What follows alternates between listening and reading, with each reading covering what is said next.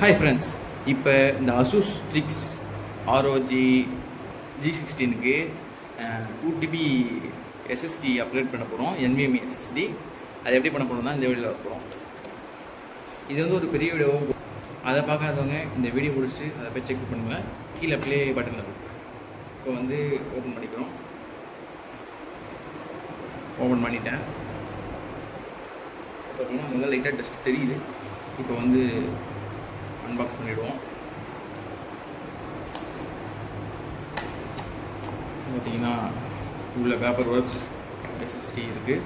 இதுதான் நம்ம அப்கிரேட் பண்ணக்கூடிய SSD. இது எப்படி எடுத்துக்கிறோம். பார்த்திங்கன்னா இங்கே நம்ம எடுக்கிற மாதிரி இங்கே ஆப்ஷன் கொடுத்துருக்காங்க. கேப்பு ரைட் ஹேண்ட் சைடு திருப்பிக்கிறேன். இப்போ வந்து இதை எடுத்துக்கிறேன். எடுத்து இந்த ஆங்கிளில், அதாவது இந்த ஆங்கிளில் பார்த்துக்கோங்க.